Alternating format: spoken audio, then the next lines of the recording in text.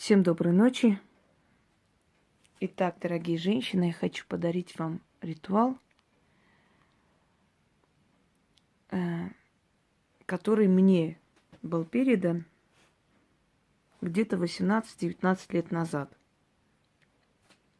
Одной женщиной, которая часто отдыхала в Египте, в Марокко. И вот однажды оттуда она привезла вот этот текст. И сказала, что, между прочим, хочу сказать, что очень удивительная была встреча и знакомство с этой женщиной, когда я просто сказала ее судьбу полностью, и у нее рядом была родственница. Она посмотрела на меня и говорит: не скажу, что как бы что-то увидели, но все впереди. Так она мне сказала, меня это как-то задело, мне было неприятно.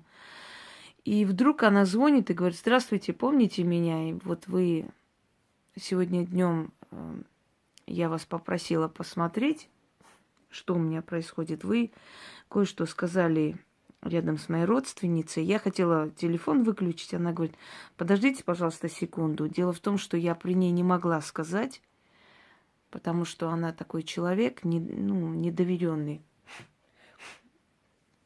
И она мне говорит: вот все, что вы сказали, именно так и есть. Но дело в том, что это касается нашей семьи, и там мужчина, который знает мою семью, моего супруга и так далее, она бы донесла, вы сами понимаете, поэтому мне пришлось сказать, что вы ничего не увидели. Вы меня извините, пожалуйста, не обижайтесь. Я говорю: я не обижаюсь, я все понимаю. И мы с ней подружились, иногда виделись. Я ей в некоторых вопросах помогла. И она говорит, как-то приехала с Марокко, довольно состоятельные люди, и мне звонит, говорит: мы можем с вами увидеться?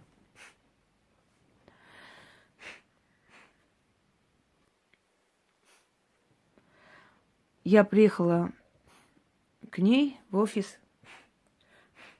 У него там был офис свой. И она мне вручает этот текст, написанный на русскими буквами. Но видно, что как бы иностранный язык. Она говорит: это на арабском. Я там познакомилась с одной суданской ведьмой. Она увидела вашу защиту на мне. Кстати, вот это многие видят. Был такой момент, когда женщина, которая с Казахстана приехала, здесь работала, я ей помогла. Я просто увидела эту опасность, скинутую на ее семью, сняла с нее, с матери, и, естественно, в конце ставится защита после чистки. И она через несколько месяцев поехала домой к себе на несколько дней. И вот эта женщина, которая там славится у них в селе, все ее побаиваются, она подъехала к ним, подошла, точнее, пришла к ним домой. И, говорит, на пороге встала, не может зайти. Я ей говорю: да заходите, что вы стоите? Она говорит: кто тебе, говорит, защиту поставил? Вот так прищурилась. Я говорю: а что? Сколько ей лет? Она говорит: молодая. Не может молодая такое ставить. Я говорю: молодая она. Тем более тогда мне сколько было лет? 30 с чем-то. И она ей сказала: да пошла ты, молодая. Повернулась и ушла. Так вот, эту защиту видят профессионалы на самом деле. И вот эта женщина из Судана, с которой она познакомилась в Марокко, она сказала то же самое: кто тебе защиту ставил? И она говорит: я про нее рассказала. Она говорит: завтра подожди меня перед отъездом. Мы с тобой увидимся, мне нужно кое-что ей передать. И она вот передала и объяснила, как это делается. Ирина, так звали эту женщину, она мне прям сучила это все, говорит: я не знаю, вот я тебе написала, что там, как набросала примерно, что означает это все. Но я таких вещей боюсь, я делать не буду, поэтому возьми. Я тебе передаю, как просили. Я взяла, изучила, пыталась понять, что там за слова. Некоторые знатоки арабского языка, кто преподавал там восточные, да, языки, те примерно сказали, говорят, это вообще-то более древний арабский и очень похоже на суданское наречие, на алжирское наречие. То есть, и вот примерно как бы показали, как правильно это читать, ударение, как ставить и так далее. И теперь я хочу подарить женщинам, которые хотят найти своего мужчину, этот ритуал. Но я не буду это все совершать, я не буду показывать алтарь, потому что он очень сильный. Когда я испробовала его, у меня от женихов не было отбоя, я аж пожалела. Поэтому, дорогие дамы, если я с алтарем, как положено, все это проведу, чтобы показать вам, опять у меня появятся женихи, и тогда мой ненаглядный прилетит с Армении с пулеметом. Потом я не буду рисковать. Вы уж как-нибудь сами. А пока им объясню. Поскольку примерное как бы значение этих слов я знаю и читала много раз, и давала некоторым женщинам, тем, которым я дала, у них, собственно говоря, жизнь устроилась. На самом деле, если все правильно сделать. Сделать нужно хотя бы раз в неделю. До того момента, пока мужчина не появится. Некоторым хватило 2 раза. Так вот, зная смысл текста и прочее, я добавила свою часть работы, усилила это и между делом привожу вот эти слова. Это на арабском языке. Я буду читать, стараясь, чтобы оно было правильно, то есть произносить правильно. В русском языке нет таких звучаний, но внизу, когда напишут, вы можете, в принципе, читать, как вам удобно. Что для этого нужно? Для начала. Бахур или благовоние. Но бахур не электрический. Не на этом электрическом. Потому что есть электрический бахур. То есть он включается, туда ложат определенные благовония, включают, и начинается как бы приятный запах по всему дому. Но электрический бахур, он опасен. Он не очень хорош, если честно. И запах едкий такой, химический, голова болит. Лучше найти настоящий бахур. Если наберите в гугле, он вам выдаст, что такое бахур и вообще где купить можно. Если нет такой возможности, возьмите обычное благовоние. Для начала у меня есть лечение женских болезней именно восточным методом. Когда женщины хотели себя вылечить, они, извиняюсь за подробности, без нижнего белья становились, растопырив ноги, а внизу благовоние, то есть ставилось, да. И они вот таким образом проходили через это благовоние, очищая себя от всех этих злобных чар, зависти, ненависти и прочее окружающего. Либо ставили источник огня. Значит, вам нужно будет несколько минут стоять на этом благовонии для того, чтобы ваша женская суть очистилась для начала. Только после этого начинать призыв. У вас на алтаре должна быть красная ткань, красные свечи. Некоторые брали и камни ставили на алтарь, и лепестки роз. Здесь ваша фантазия. Далее. Какие-нибудь сладости восточные. Можно орехи, можно кофе, благовония опять на алтарь. То есть вы призываете этих духов, и вы ставите им еду. Вместо вина можно виноградный сок поставить. Это все должно остаться до утра, а потом выкинете. Некоторые мне говорили, ой, а если вот муж увидит? Если у тебя есть муж, тебе не надо призывать других мужиков. Вот мой вам сказ.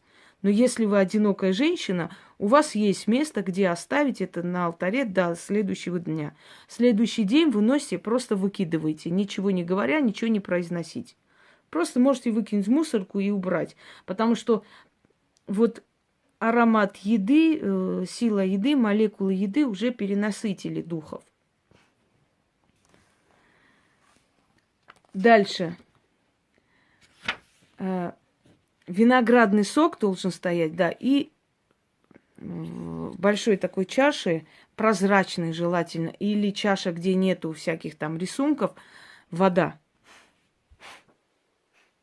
После того, как вы стали над бахуром или над благовонием, некоторое время пронеслись вот с этой стороны стоит, то есть вы почувствовали уже, что тепло идет снизу вверх, становитесь посреди комнаты, горят свечи на алтаре, поворачивайтесь на все 4 стороны света и читайте это заклинание. Потом берете воду, набирайте в ванной воды.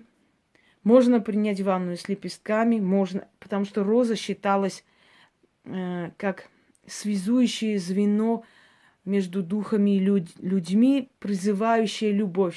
Роза считалась символом любви. С розой очень много ритуалов. Роза не просто для красоты. Она действительно притягивает, энергетика розы, она особенная. Так вот, берете, можно эти лепестки собрать, можно, если без лепестков, значит, берете воду, выливайте в ванную, ложитесь в эту ванную. Некоторое время, там пару минут, не нужно мыться, там волосы, значит, шампунем смывать и так далее. Нет, вы просто ложитесь, некоторое время расслабляйтесь. Можете выключить свет, можете и в ванной поставить свечи. То есть вам нужно расслабиться. Ваше тело должно быть обнаженное для того, чтобы ваша вся эта энергия, женская суть проснулась. Может появиться один мужчина, может появиться несколько мужчин, из которых вы выберете того, кого хотите. Понимаете, как у каждого своя энергетика. Кому-то тот призыв женихов не подойдет, а подойдет вот этот призыв, да? Единственное, что нужно вам делать, да, пока, извиняюсь, забыла. Вам нужно взять красную ленту заодно, просто вот это все делаете, на следующий день выкидываете эти все продукты, с красной лентой выходите и на любое дерево привязываете и уходите. Все. Это единственное, что надо делать на улице. Никаких откупов, ничего не оставляем. Когда мужчина появится, когда у вас будет серьезное отношение, вы поймете, что он тот самый, тогда возьмите сладости, возьмите розу одну, возьмите столько монет, сколько вам лет. Идите и оставьте под деревом, говоря такими словами: «Откупаюсь за любимого мужчину». И отвернитесь, уходите. Но только тогда, когда появится тот самый, который вам вот уже 100%, вот он и есть. Итак, что читать, поворачиваясь на 4 стороны света? Да, насчет свечей. Свечи можно потушить, используйте и в других ритуалах тоже, когда вы все это завершите. Свечи не обязательно, чтобы догорели. Здесь свечи больше как источник огня и освещения.